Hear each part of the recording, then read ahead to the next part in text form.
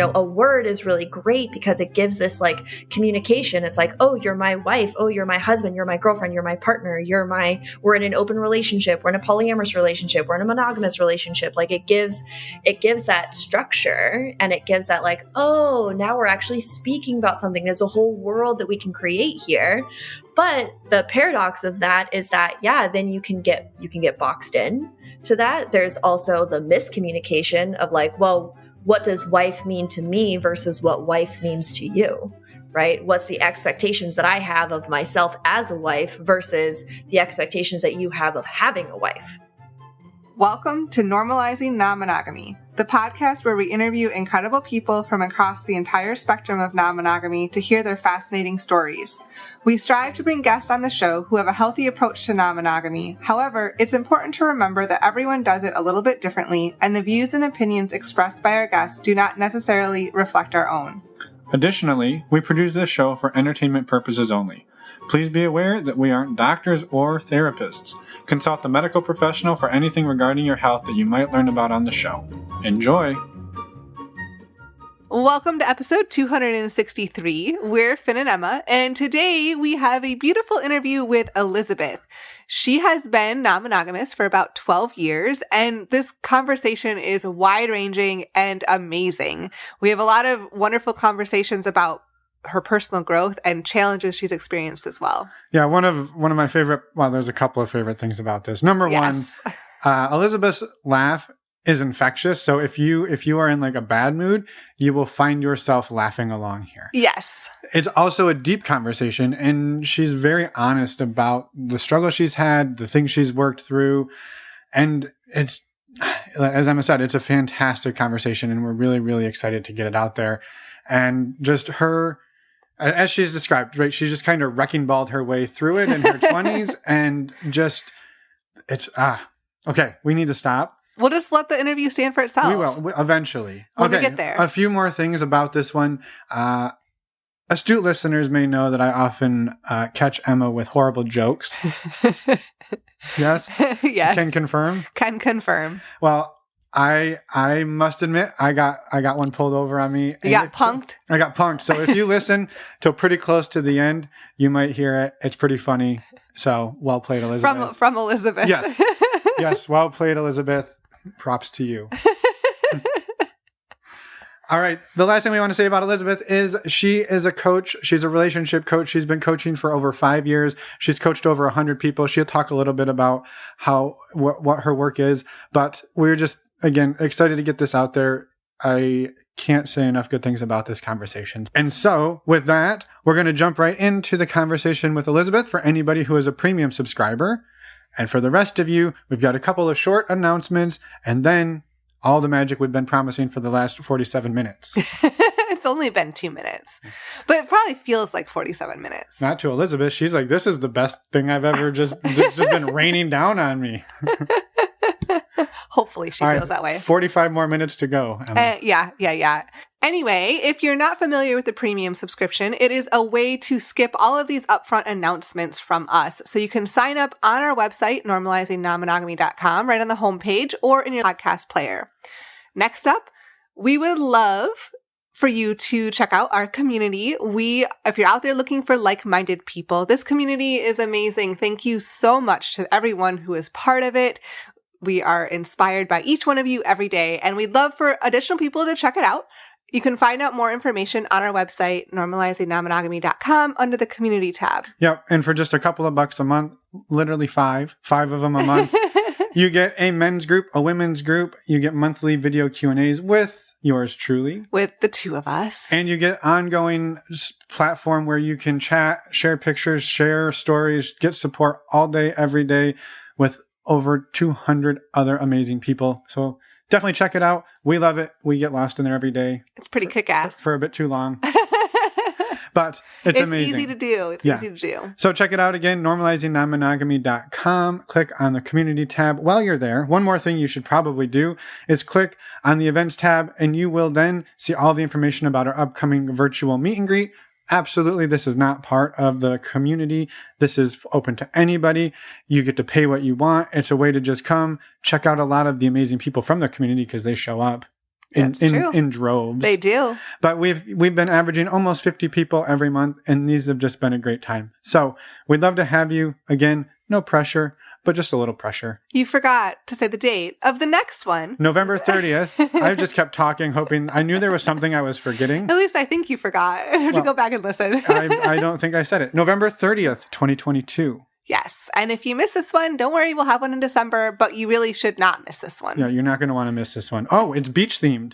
Oh, yeah. That was something we came up with the other day because we know everybody on the East Coast got snowed in. Yes. So throw out your snowsuits, throw on your swimsuits, and come join us. Beach theme meet and greet. That's right. You might have to turn up the heat a little bit. You're going to want to do that. And bonus points if you fill your living room with sand. Oh, boy. Don't, I was like, I didn't say our living room. Like, don't suggest that. All right. We'll see you on November 30th. Yes. One final announcement. We just want to remind everyone that the best way, in our opinion, to get tested for STIs is to use STDcheck.com. It is efficient and discreet and the service that Finn and I use all of the time. So if you... Daily. Maybe not daily. Bi-daily. What is even bi-daily? Is that twice a day or every other day? That's my point. Nobody knows. Anyway, you can use the links on our website, normalizingnonmonogamy.com, under the resources tab to save $10, making your panel only $129. And you get to support the show along with saving money. So it's super awesome. Giving them your blood. That's true. Get to give them your blood and urine as well. Yeah, and then they give you results. It's pretty awesome. It is pretty awesome. When I said bi-daily, I've been going twice a day. Have you been going every other day? Because I thought we were on the same page here. We're not on the same page with that. Well, maybe we'll mix it up. That's a lot of money that we're both spending. But you're spending a lot more than I am. Well, not for long. All right. Anyway, we hope you all Sorry for the side tangent. I'm not. We hope you all enjoy this wonderful conversation with Elizabeth. Let us know what you think. Head over again to our website, normalizingnonmonogamy.com. You can send us an email or a voicemail or not send us anything, but then you'll not get anything back. Let's go talk to Elizabeth. Way to promote it. Anyway, those are facts. Enjoy this conversation with Elizabeth, and we'll see you on the other side. Welcome to the show, Elizabeth. We are stoked to be talking to you. We've been shooting the shit here for a minute, and it's great to have you on. Thank you for being here. Thank you for joining us on this sunny Friday afternoon. Oh my gosh. Thank you so much for having me. I feel like it's been an adventure getting to this point. Like, you've been having adventures, I've been having adventures, and now we are making a show together. And so I'm super stoked to be here. Thank you for having me. Of course. Yeah. We were just talking about the crazy lives we live, right? and that we were somehow able to merge them into one podcast. So here we are. You go. We would love for you to start by just introducing yourself. Yeah, brilliant. My name is Elizabeth Cunningham. I am a relationship coach, specifically for people who are polyamorous and also in the queer community. Although I do coach people who are outside of those communities, primarily I coach people in polyamory and inside of queer relationships as well. I've been doing that since 2017. And wow. And it's grown into like this business. And now I've coached over like 100 people inside of it. And I have a whole program, and like we literally just created a workbook that we're going to start. Side note, a shameless plug here is that I'm going to have a polyamory relationship workbook. Nice. That is coming out very, very soon. So I'm super excited about that. So yeah, it's just turned into this whole thing. It's been beautiful. That's amazing. The more resources, the better. And so we are thrilled to have you here. One would assume you yourself are practicing the non-monogamy, or you've just decided to write books about it for those who decided to be. Yeah. I just talked to enough people. I figured I knew a lot about it. And so I was just like, right. Oh yeah, based off of my interviews. No, I have been practicing polyamory since I was 21 and I'm now 33. So 12 years. Wow. Yeah. And so what got you into it back then? And what did it look like back then? Oh my God. Okay, what got me into it? So for me, it's definitely been a journey of this is how I've always been. Some people talk about polyamory and non-monogamy as a choice. I don't feel that way. I feel like this is a part of who I am and just like how I'm wired. And so for a long time, I really thought that I was like a terrible person. I grew up in the Midwest. You're either monogamous or you're a cheating, terrible human. And so I was like, oh shoot, like when I started having multiple feelings for like lots of different people at the same time, it was around like in high school. And I was like, oh no, like I'm a terrible person. And then when it got into college and like, I legitimately like hated myself. I was like, oh my gosh, this must be what it feels like the phrase once a cheater, always a cheater. And I wasn't cheating, by the way. I wasn't doing that. But I was like having these like strong feelings for people who weren't my partner. And so I was like, oh my gosh, this must be what people deal with. This must be like what like people who are cheating, like I understand like how they feel and I'm just not acting on that. And then finally, it did get to the point where I was like in college and like drinking. And so then I would like get drunk and make out with people, which my boyfriend at the time was like not cool with, which fair, that was not within the agreements of our relationship. Yeah. And so he broke up with me. And then finally I was like, I don't want to feel like a terrible person anymore. And I'm not going to fight this. I'm actually just going to fully embrace it. And I'm going to tell everyone about it. Like I'm going to be as transparent as possible. And so I just started telling people like, hey, I'm dating multiple people. And I had never heard the word polyamory before. But I was studying gender and sexuality at the University of Kansas. And also outside of class, I was going to sexual education lectures and they had a poly panel. And so this was like 4 or 5 months after I was just like, oh, yep, I'm just going to date everyone. I'm going to sleep with whoever I want to. And I'm going to tell everyone about it. And yeah, that like November was the poly panel. And I was like, oh my God, now I have this word polyamory. And now I know these people who are polyamorous. And this is exactly how I feel. Like it was kind of one of those like, oh my God, I'm not crazy. There's other people that feel this way. Like, it's just that moment when you're like, oh, like this is actually, I am some semblance of quote unquote normal. Right. And so then it just, went off from there. And so I think, like looking back, you would probably say that I was solo poly when I first started, but I just didn't have that terminology. Sure. But you could definitely like paint it that way, kind of hindsight 2020, where it was just like, I was my own human being. I was also dating multiple people. And then I kind of moved more into hierarchical polyamory. Like I was like dating a primary person.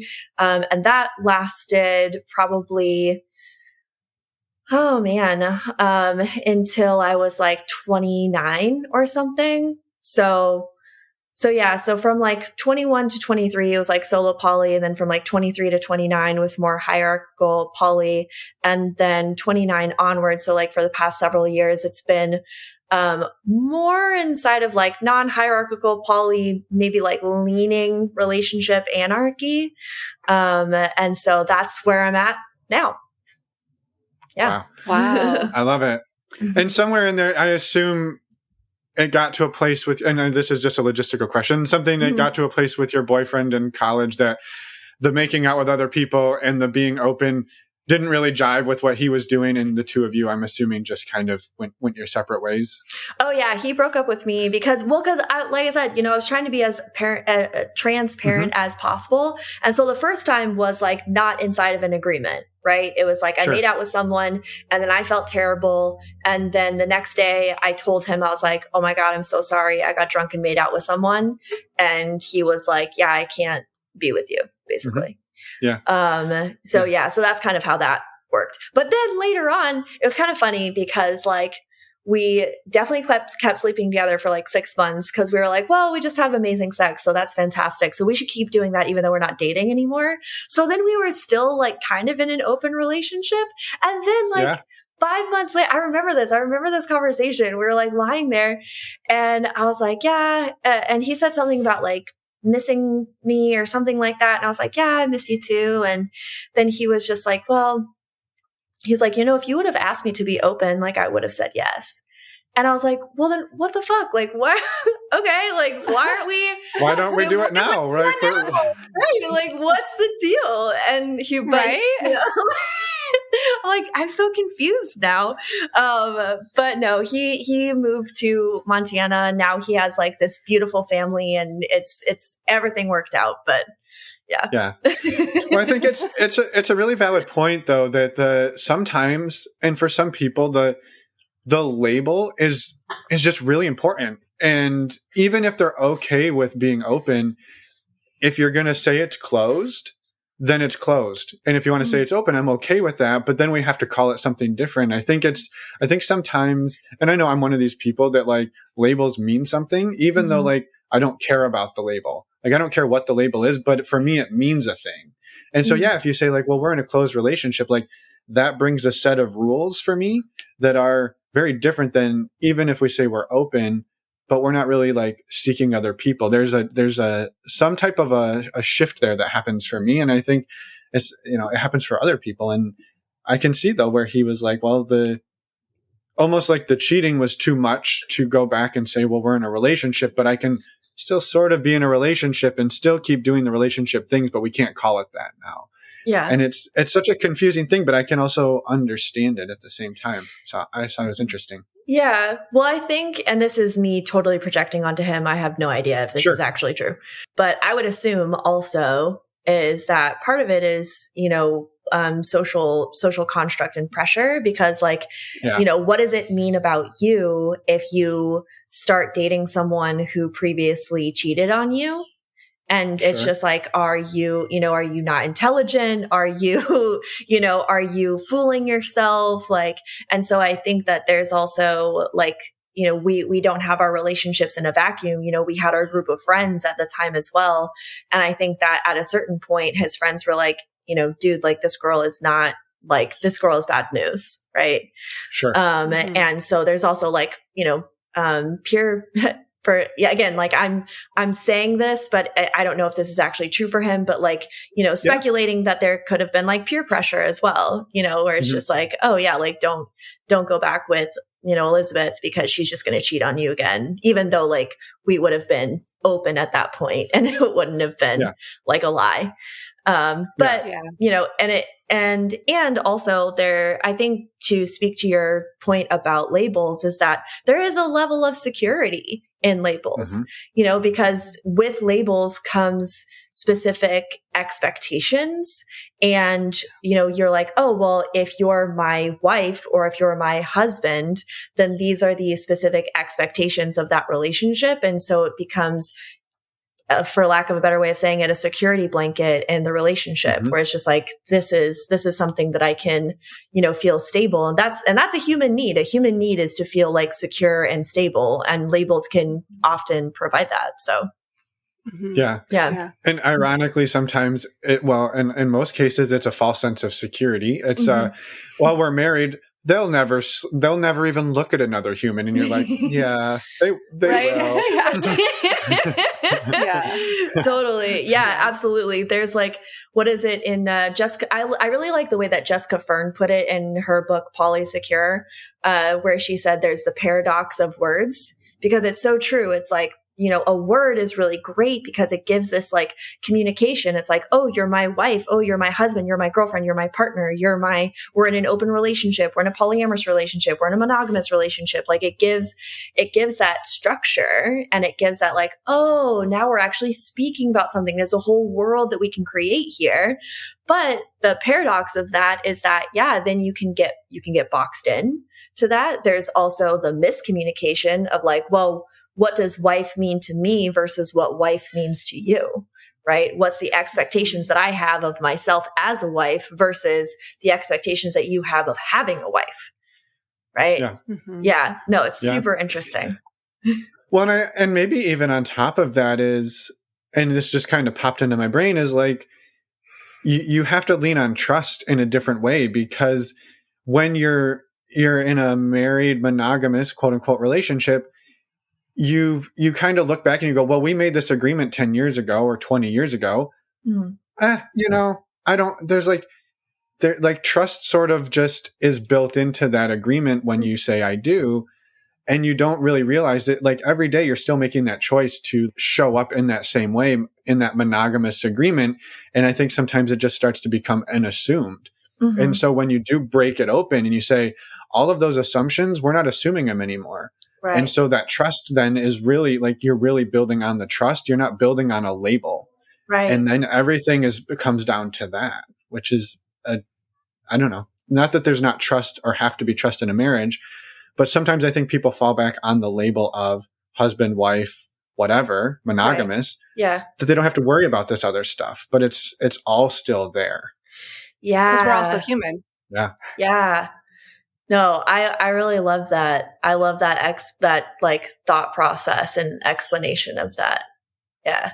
Wow. Deep for a Friday. I love it. I love it so much. Oh my God. Well, and yeah, because I think that having the assumption, and I think that that's what, you know, when people talk about opening up a relationship or, you know, practicing polyamory, that you bring up like, oh, all these insecurities and jealousies and things like that. It's like, yeah, because you have to have a lot of trust in the relationship and in the agreements, and you have to be really conscious about it, right? Like you have to talk about it all the time.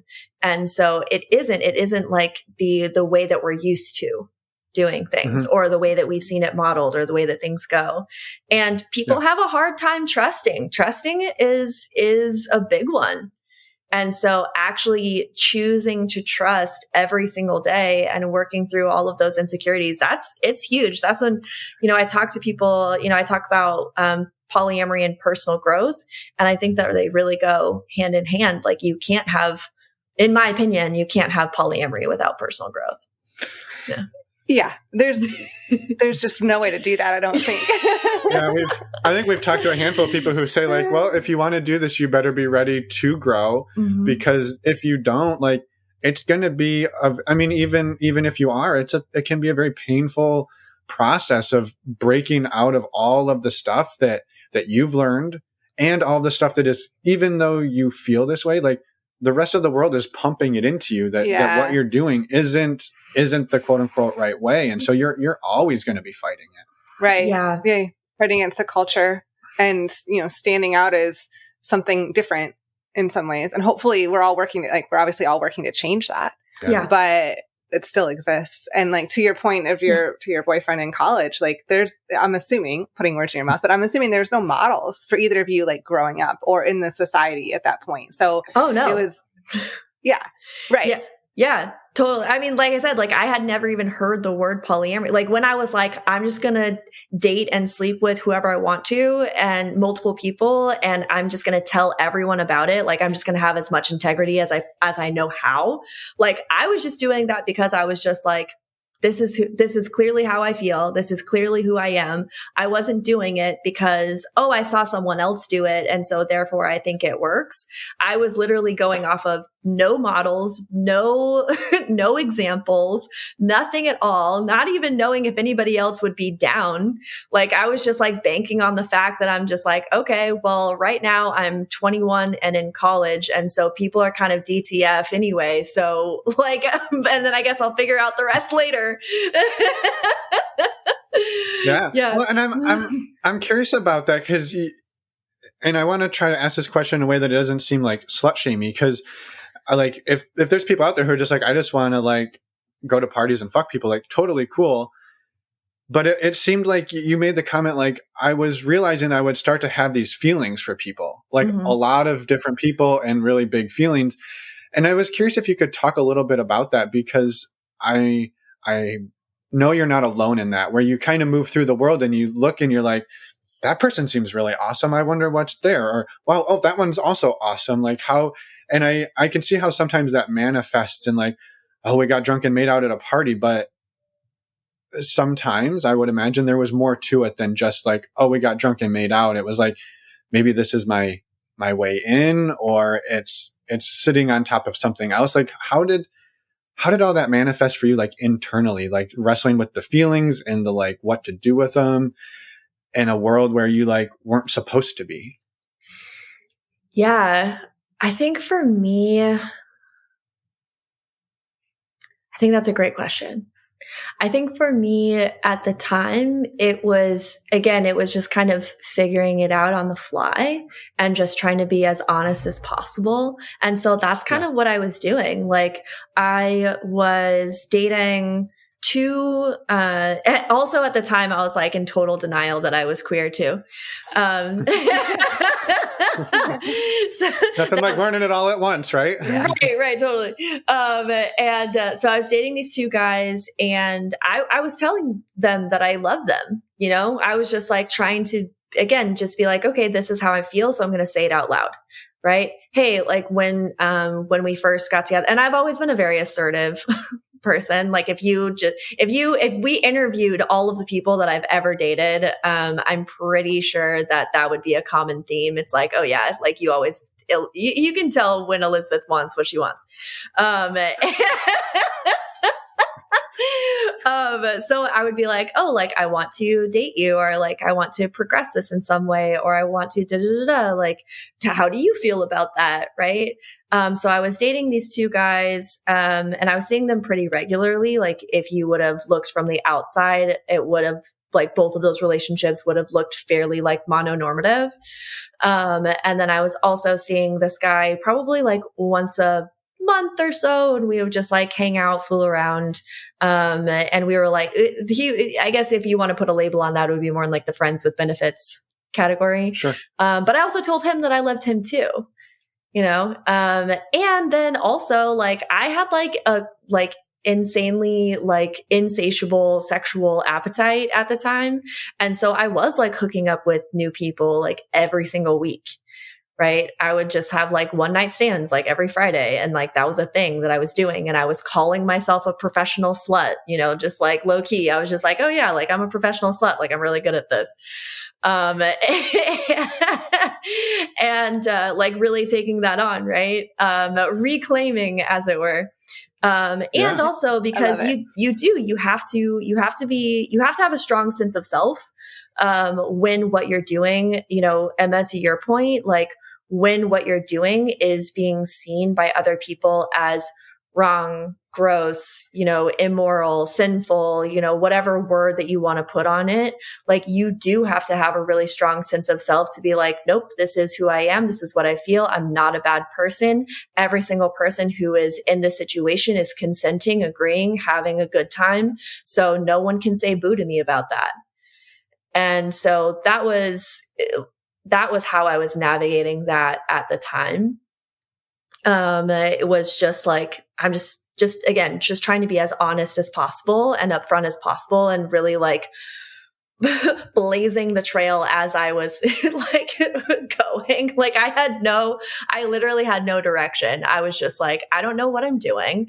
I don't know if this is going to work long term. I'm going to make it work for as long as I possibly can, because this is how I authentically feel. So, yeah. Well, and if you are living in that and you're showing up with integrity, right? Like inevitably people are going to get hurt, and they may not be a good fit for what you're doing.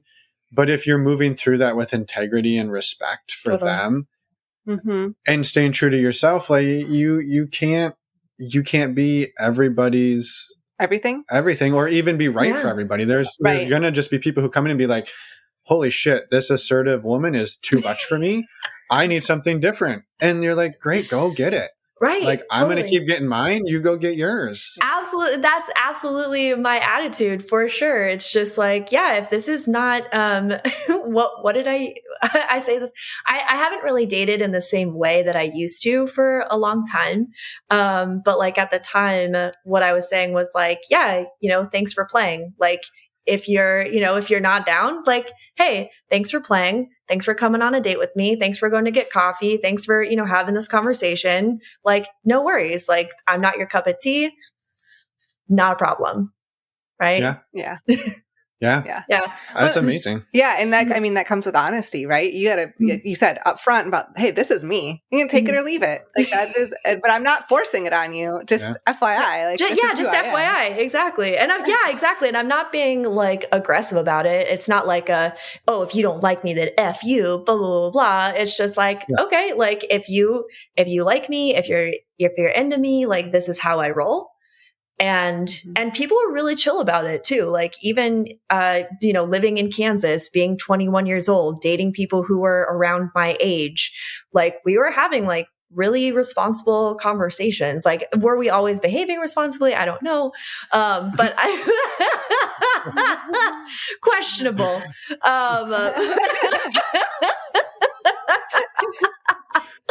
You made it into your 30s. You couldn't have been doing too bad. Oh my God. Somehow there was this Facebook side tangent. There was this thing on Facebook, those stupid things that are like, what magical creature are you or whatever. Yeah. And so it was like literally the first one was the Phoenix.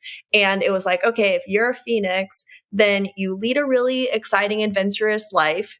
You always have the best stories. You probably should be dead.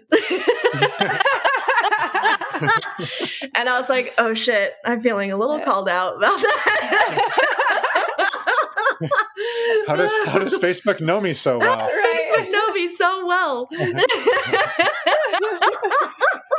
Oh my God. You just made a comment a minute ago that the way you date now is different than the way you used to do it. What has shifted, and what drove that change?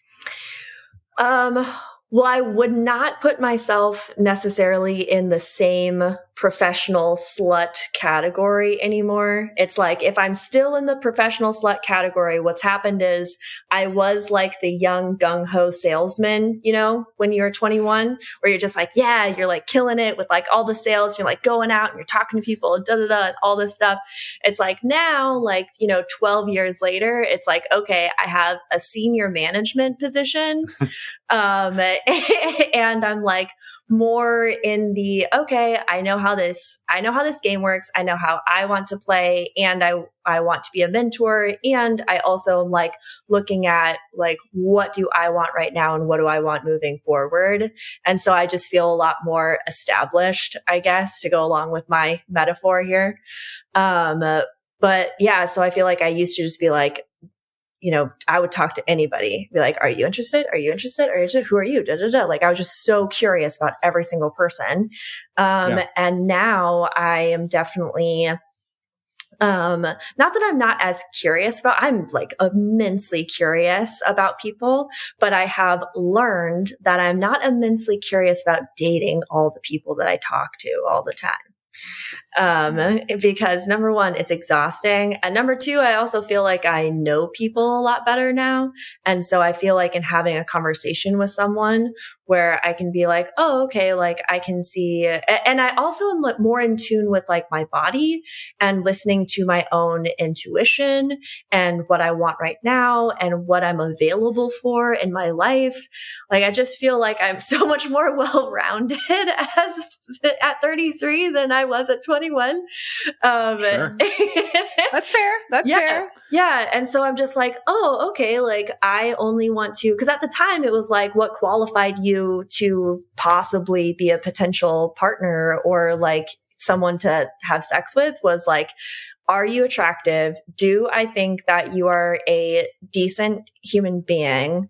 And are we going to have fun together? Like, that was like basically my criteria. Like, am I attracted to you? Are we going to have fun? Are you a decent human being? And now my criteria is like, are you going to therapy? Like, are you working on yourself? Are you working on yourself? Like, what's your opinion about the world? Like, do you have a positive view on the world? Do you think that things can go well in your life? Or are you really pessimistic? Because I'm not interested in you if you're really pessimistic and you're not going to therapy and you're not working on yourself. Also, like, at the time I was like, if you're curious about polyamory, I'll date you. And now it's like, if you are polyamorous, I will date you. If you are not polyamorous, I won't date you. Like, yeah. So there's also like more discernment in that category as well. Also, yeah, I just have more criteria for like who gets to be in my, and I'm just more in tune with what I want, with my body, with the energy that I want to surround myself with. And I have a friend of mine and we always talk about pristine energy, just like, like I want to live my life, like in my personal life, in my own personal life and bubble. Like I want pristine energy. So who am I letting in to that energy that's going to be a part of it or add to it? Like I'm not trying to add anyone into my like intimate life that is going to take away from like the energy that I've built in my life thus far, you know? Mm-hmm. Yeah. So what is you mentioned that you're kind of in a relationship hierarchy at the moment. That's kind of what you've been doing for the last few years. No, for the hierarchy was between 23 and 29, and then a relationship anarchy now. Oh, relationship anarchy. Oh, God. Okay. I misspoke. So relationship anarchy. So what does your relationship constellation look like at the moment? Oh, Lord. I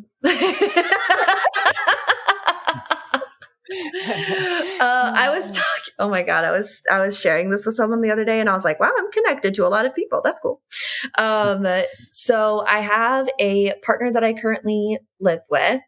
They are kind of like dating, looking for other partners. They don't have a consistent other partner right now. I have a play partner. So if like you follow me on social media, you'll like see the word like play partner. And we have like they have another serious relationship, and then they're also dating as well. But we've been like friends forever, and like we just like have fun together. We're like life partners in a friends with benefits way.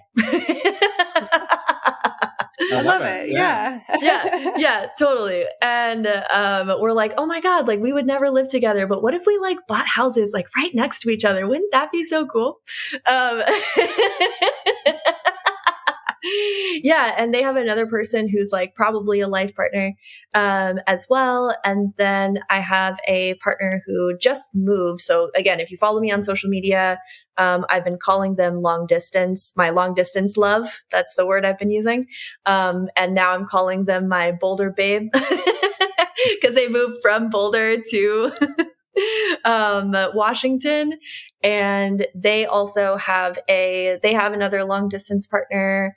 I don't know. I could think that they're always open to, I think they're like me where it's like, I'm always open to the idea of having another partner or talking to people or, things like that, but not necessarily looking, if that makes sense. And then I just started dating someone who lives in Oregon, and they have like their own polycule down there. And so since that's new, I haven't really met anybody in that polycule, but I'm really excited to. I've talked to one of them on Zoom. Awesome. And somehow you found time to talk to us today. Right. Yeah.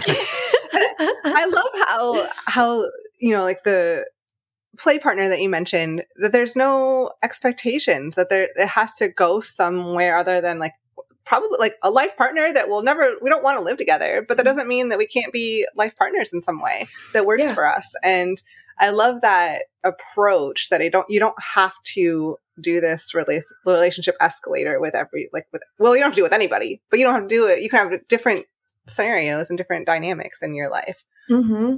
Yeah, absolutely. And still have really close, intimate relationships with people. Yeah, definitely. Absolutely. And we are like just clear that we will be in each other's lives in some capacity. And the cool thing about our relationship is that it just has gone from thing to thing to thing for the past like 6 years. And so like we've been colleagues, and then we were friends, and then we were dating, and then it was more like back to friends. And then we were like I was like, oh, what if we explore? Cause like when we were dating, like we had a really cool like kink dynamic. And so then like after a while of just being friends, I was like, hey, do you want to like introduce that like kink part back into our relationship? And he was like, yeah, absolutely. Let's fucking do that. And then introducing that back in. And then eventually we were like, oh, well, maybe we do want to be more committed to each other. Let's do that. And then most recently we've been like, actually like where we're at is somewhere in between, like being in like more of a, again, like if you look from the outside, kind of more of that mononormative, like boyfriend, girlfriend thing, versus like friends with benefits. Like we're somewhere in the middle of that. So I just say play partner because it just keeps it simple, easy, Yeah. Yeah. I love that. And I appreciate you like talking about some of the nuance there, because I think it's so great that you can just take a relationship and be like, it's not this and it's not this. There's not even a word for it. And that's what we do. And it's been working and we're just going to keep doing this thing. Right. So I think that's amazing. I was curious, and this is in no way a criticism of what you said, but sure. You said it. And now I want to pick it apart because I know there was somebody listening who went, well, perfect. Yeah. I need to have, I've just graduated college and I need 10 years of experience for this entry level job. So you don't date polyamory. You don't date people who aren't already familiar with polyamory. So what are your recommendations for people who like, well, who the hell am I supposed to date? I want to be polyamorous. So theoretically I should be dating polyamorous people, but none of them will date me because I'm not polyamorous yet. How the hell do you break in, Elizabeth? How do you do it? Just like the entry level jobs that you need 3 years of experience in. It's just like, what the fuck is this fucking bullshit? How am I supposed to have fucking 3 years of experience? It's just like, am I a wizard? Like, what's happening?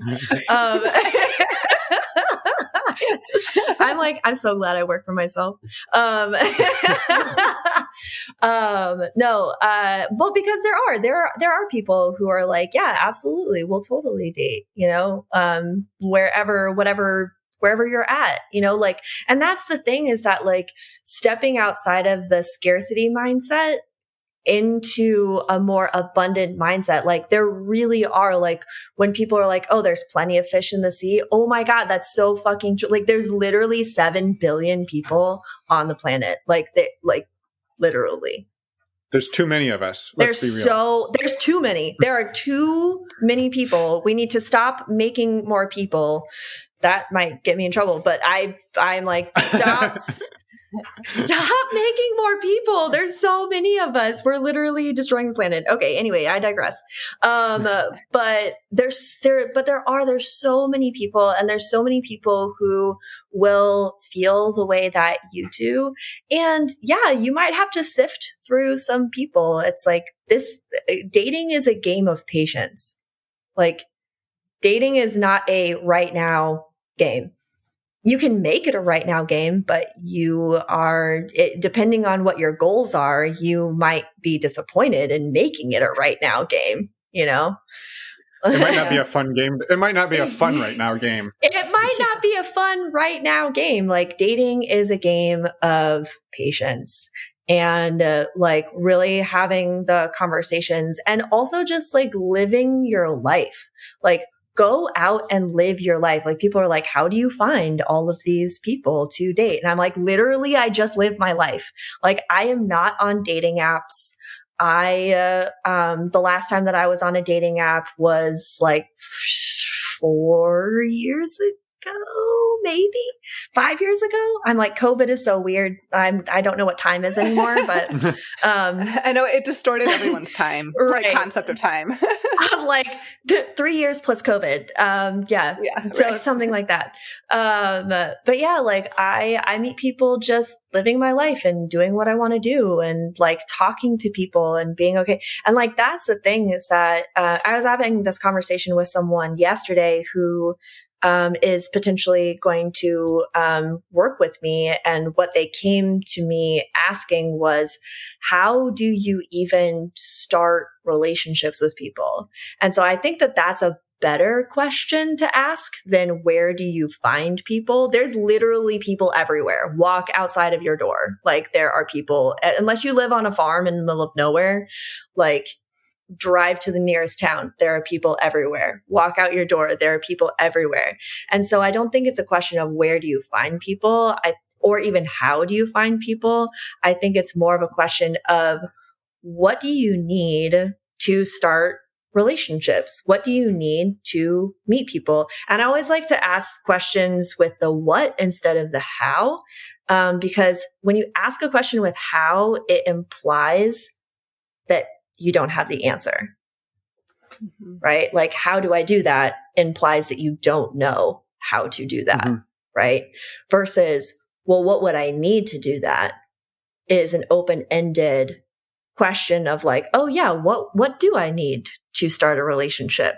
Well, I guess I need to talk to people.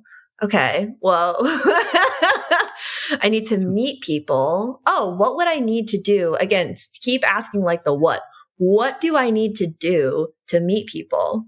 Well, what do I want to do to meet people? That's a great question. What do I want to do to meet people? Yep. Oh my God. Well, if you want to use dating apps to meet people, then, go for it. I'm not knocking dating apps. I'm just saying I don't use them. Yeah.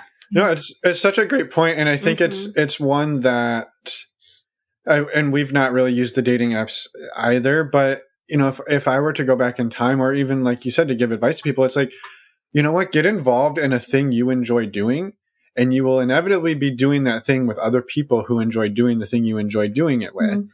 And then, and it doesn't have to be day one, like I'm going to go volunteer at the soup kitchen. I don't know. I made that up, right? You have to be day one. Like, are you interested? How about you? What about you? Like, no, go 10, 20 times, become part of that community, right? Become like a respected person in that community, and you will meet people, and you will develop friendships that might turn into relationships, or you'll develop relationships that might turn back into friendships. Like, let it happen organically, but it's not a fast game.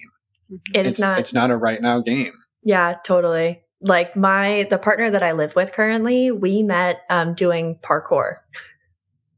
Wow. I love it. But like if you were on Field or Tinder, like I want somebody who does parkour, like you'd be swiping for months and months and months and months and months. Right, totally. And it was because I met their best friend through a leadership course that I was taking. I was doing Olympic weightlifting at the time. Fun facts. And so I was like getting super strong and like having a great time, but I was also looking for something that was more useful. Like I was like, I'm getting super strong, but why? Right. And one of the tenets of parkour is to be strong, to be useful. And she shared that. And I was like, oh my God, I need to do this thing. And so talked to them and was just like, hey, I want to do this. And they were like, oh, well, Brandy, and Brandy is now my partner. Brandy is teaching this class. And so you should go take this beginner's class. And I was like, okay, great. And Brandy also like every time I tell this story, they're like, hey, you need to make sure that people know that we did not start dating while you were my student. Because dating is a game of patience. You had to wait until, Because dating is a game of patience. And honestly, at the time, I was like, this is never going to happen because first of all, they're my instructor. Second of all, I had other complicated things going on with my other relationship at the time. And I was just like, I remember telling a friend of mine being like, oh my God, I have a crush on this person named Brandy. They're my parkour instructor. And nothing's ever going to happen with it. Like I remember saying that because they were like, oh my God, you should go. You should just tell them, just bring it up. Don't be shy, blah, blah, blah. Again, Elizabeth, the assertive person, but I'm also Elizabeth, the integrous person as well. And I was like, no, like this doesn't work. Like, I don't want to, mix that relationship or be unprofessional in any way, things like that. And so anyway, eventually, the class ended. It was a 10-week class. And then they actually ended up coming to my New Year's Eve party, which was about, I think, a month after the class ended. I think the class ended like early December. And they weren't invited to my to my New Year's Eve party. But again, their best friend was a friend of mine and I had invited them. And so they brought Brandy. And then I would drunkenly confess my love to Brandy on New Year's Eve. Oh, what a great story. And the rest was history. And the rest is history. The rest is history. Exactly. That's amazing. I love it. Well, I think too, one thing that I maybe would love to pick apart is people hear you're a coach and you've been doing this for 12 years and it seems like you've got it all just right and smooth. Are there things you struggle with as you navigated this, Elizabeth? Oh my God, I struggle. This is a journey, not a destination. I definitely am a lot better at some things than I was, 12 years ago. Absolutely. I have better communication skills. I'm more aware of what I want and who I am. I have a better facility in creating healthy relationships and seeing unhealthy relationships dynamics and like knowing what to do about it or having the resources to figure it out. Right. So there's a lot that I have gained in these 12 years, but oh my gosh, no, like I don't have it all figured out at all. And even then, like having a lot of communication skills, like still has communication breakdown. Like communication skills are not so that communication always goes smoothly. Like communication skills are so that when things go to shit, that you can like somehow get it back on track, like, Yep. So yeah, I think the things that I struggle with right now, is that, how do I say that succinctly? What I'm struggling with right now is the differences between being a supportive partner versus being like a helper or a fixer. That may or may not be totally relatable. This is nearly $1 million problem for us. That's what we spend our money on therapy working on. Well, that's what I spend my money on therapy working on. Yeah. So please elaborate because it's such an important one. Yeah, totally. Well, especially, and I think that, we all fall into the people pleaser category in some capacity, right? But I think for me, how I fall into the people pleaser category is that my kind of, everybody has like core wounds, right? And one of my core wounds is that I'm a burden. And so I don't want to say anything that would cause me to be more of a burden than I already am. And I don't want to and I also want to overcompensate for being a burden. And so I want to add as much value into the relationship as possible. And so how that manifests is like fixing my partner's problems, saying that I'll do things that I don't have the capacity for, and then that creates expectations in the relationship. Everything that you do creates expectations in relationships, right? You do something and then your partner is like, oh, they're willing to do that. Awesome. Fantastic. And so if you say that you're able to do things that you don't have the capacity for, then you're constantly being strained. And then when you're constantly being strained, then you start to resent your partner. And so now the difference between being a supportive partner versus a helper or a fixer looks like, I feel like a burden, but I'm also resenting you for create this, for you putting these expectations on me when actually I created that all in the first place. I love the nods. Yeah, just like, yep. Well, she's over here going, well, I'm married to, she's basically married to you, Elizabeth, at this point. Like to be honest, the way you described that is exactly how I describe it to everybody that I try to explain it to. Mm-hmm. Like word for word. Yeah. Well, and then at the same time, I struggle with my own people pleasing kind of things too. Yeah. And so it's like, it is, I like what you said, it's some, in most of us, it's innate in some sort, and we all struggle with a piece of that. And it's just a matter of how it manifests itself in your relationships. Right. Totally. And so to answer your question, is that what I'm finding and the struggle that I'm having is that in shifting over into that more supportive partner role, is a lot more of, discovering my own autonomy, creating my own boundaries. And when you have been operating in the relationship, again, whatever you're doing is creating expectations. And so basically what I'm doing right now, is I'm dismantling all of the expectations in the relationship and being like, actually, you can't expect that from me anymore. I'm going to do it this way now. And whenever you have an unmet expectation in a relationship, you cause an upset.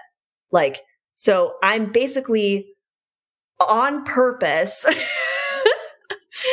saying that I'm not going to meet these expectations anymore. I'm not going to do that. And so I'm actually causing an upset in my relationship on purpose so that I can become more autonomous, have those boundaries, be a more healthy version of me so that way I can make a healthier relationship. And so that, in a nutshell, is what I'm dealing with and doing. And it's super easy. Obviously, I'm having a great time. It's basically like sipping, margaritas on a beach, obviously. It's chugging vodka in a closet is what it is. It is absolutely chugging vodka in a closet and crying at the same time. It's chugging vodka, crying in a closet, sobbing in a small ball, and then someone comes to open the door to check on you to see if you're okay, and you throw shoes at them. Which I want to point out is the exact thing that your core wound is trying to keep you from doing, which is being a burden. Right. Mm-hmm. And so I'm going to ask the question that I think I know the answer to because I live this is the fear. Is there a fear that comes up for you when you have to go to one of those partners and say, I can't meet this expectation?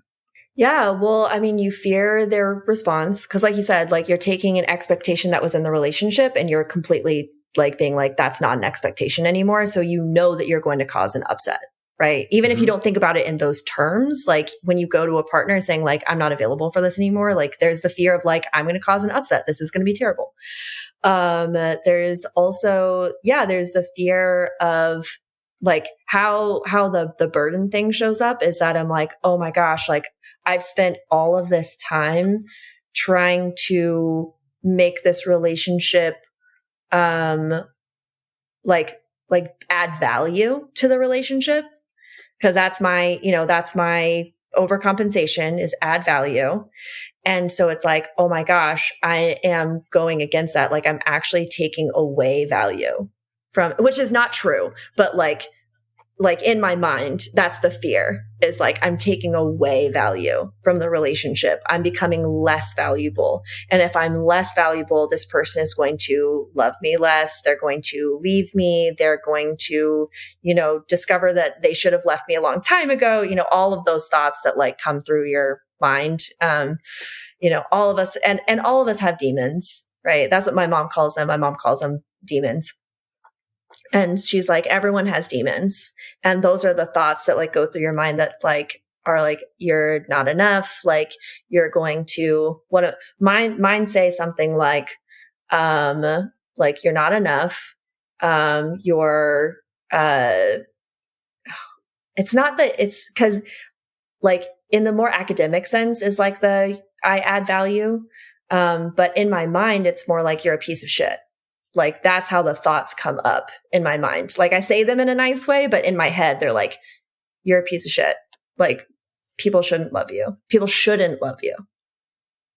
Right. But if you do enough stuff for them, you can overcome that and they won't notice that. And they won't notice that you're a piece of shit. Yeah. because you've done everything and you told them you can do everything.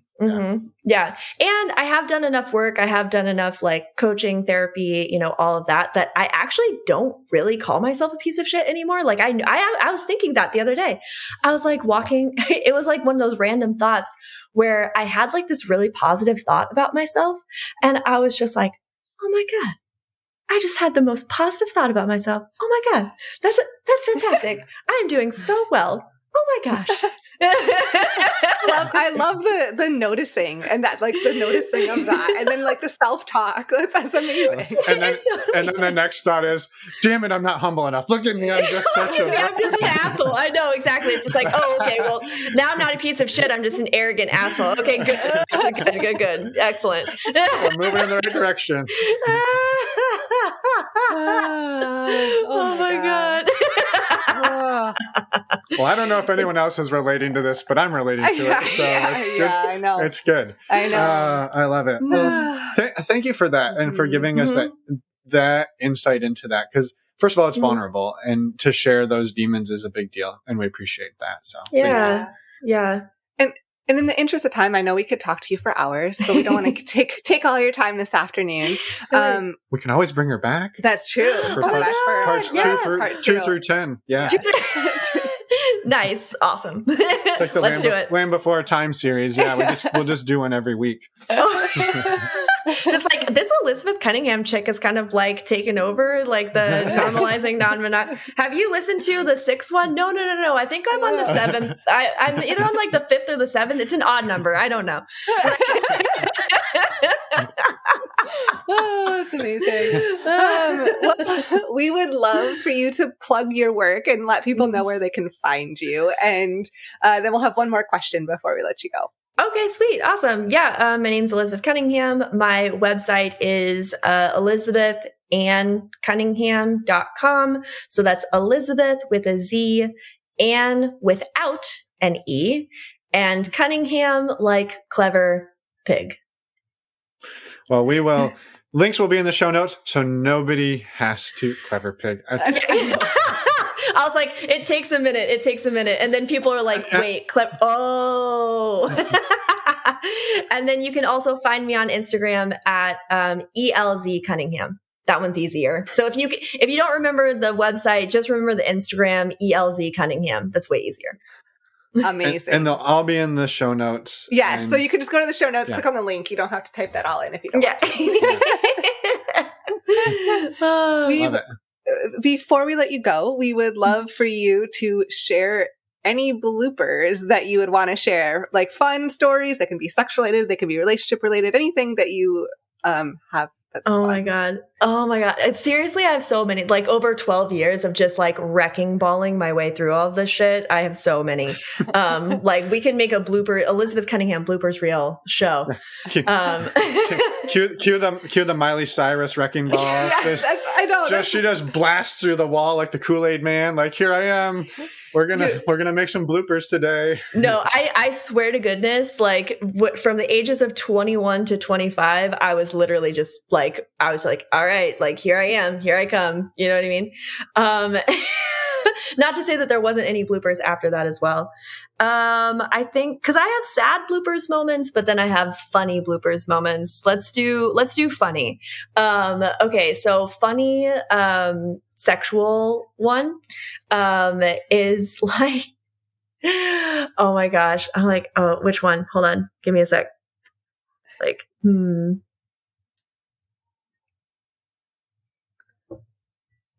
I'm so excited for this. The suspense is killing me. I'm not even going to cut this out. I'm not even cutting this out. Everyone's just at the edge of their seat. Just ready to go. Oh my God. No, okay, well, I have to share it then because then it'll just be disappointing. Peer pressured you into it. Yeah. Okay, so sex is weird, right? Like, sex is fucking weird. There's sounds, there's juices, there's smells, there's all sorts of, like, first of all, like, let sex be weird, right? And I think that the first time I had this partner when I was in my later 20s, and it was the first time that I really like owned my sexuality in a way where I like didn't feel necessarily timid, because even though in the relationship category and like gaining a relationship category, I've always been very assertive, sexually, I've been kind of timid and held back, which is interesting. So it wasn't until my later 20s where I was just like, you know what? I'm just going to show up. This is the body that I got. These are the moves that I got, whatever, like, let's roll with it. Right. And so like in doing that, I had this partner and I don't even remember like exactly what happened, but there was just like this wacky noise, like that our bodies made together. Like we were just like having sex and all of a sudden it was like this, like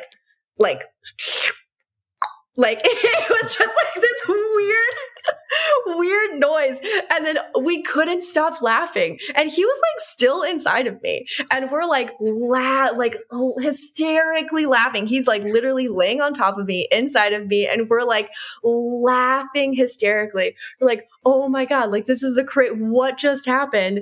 And like actually like laughing ourselves. I remember like almost having an orgasm because he was like still and just being like, oh my God, what the hell? This is crazy. And then, okay, so that story ties into the second part, so that happened. And then, like I said, Brandy was my parkour instructor, right? And there was one night where one of the women in the class was like, oh, I'm going to go on this date with this guy who like we've been seeing each other for like a couple weeks and I think that we're going to have sex tonight. And she was like super freaked out about it.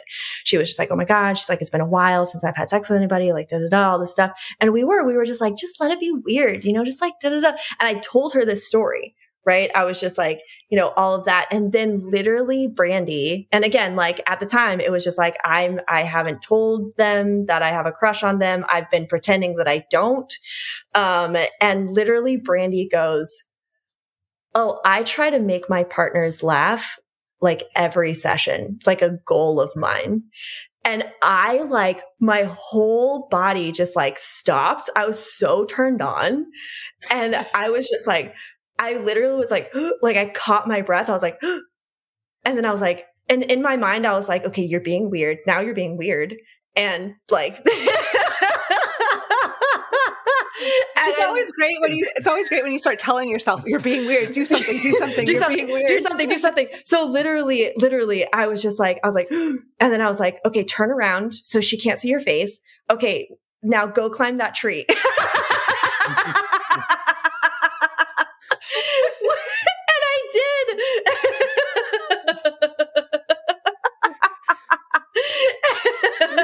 So you just escape the situation. I just escaped the situation. I was like, literally my whole body was like hot. When like you're in a public situation and you get so turned on that you're like, this is so inappropriate for like the setting that I'm in right now. And, and I literally, but we were in a parkour class. So like climbing the tree was a viable option. And so I literally got so turned on that I felt so inappropriate that I turned around and climbed a tree behind me. That's amazing. Yeah. I want to offer that the correct response would have been, well, I laugh really easily. And then you turn around and climb the tree and leave them thinking like, what? That was okay. For next time. I needed you. I needed your coaching in that moment. Yeah, I'm really useful 5 years after the fact. Yeah. I really can swoop in and help people. Oh my God. Yeah, no, that was super useful. And I'll remember that next time that I'm embarrassingly turned on in a moment where I have a crush that I can't tell them that I'm my crush. You just gotta leak little bits of it in there. I will remember this moment. Oh my gosh. I also want to honor like the vision I had in my head. Like normally when people like get into a moment that's like super awkward and they have to like fumble and walk away, and like in parkour you just like run over that building and jump through that. And then you're like, what just, like, where'd she just wizard it off into like the sunset? But you're in a parkour class, I understand, so but it's a much more elegant exit if you're like parkouring out of it instead of Homer Simpson into the bush. Right. Like, it's a very different exit. Totally. So. I have parkoured inappropriately before. Absolutely. I was in a bridesmaid's dress. I tried to do a parkour thing. I ended up bleeding on the dress. I'm so sorry, Kelsey. I still feel bad about that. I love you so much.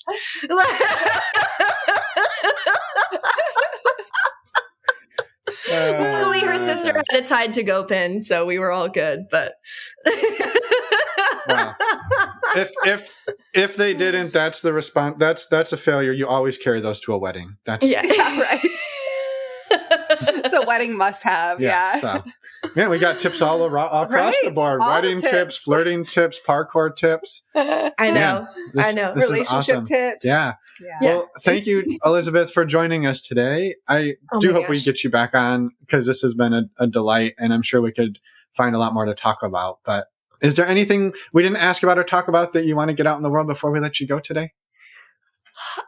No, I'm super stoked that y'all had me on the show. I am just thankful for the opportunity, and also like, thank you so much for the work that you do. Like, thank you for putting this show together. I mean, no one told you to do this, right? You were just like, no, I think that we should do this. And like, thank you for having that thought and then acting on that thought, because these are the exact types of conversations. Because it is, you just like, we're just being fucking weird humans. You know what I mean? Like it's just like, we're just trying to do our best, like everybody else.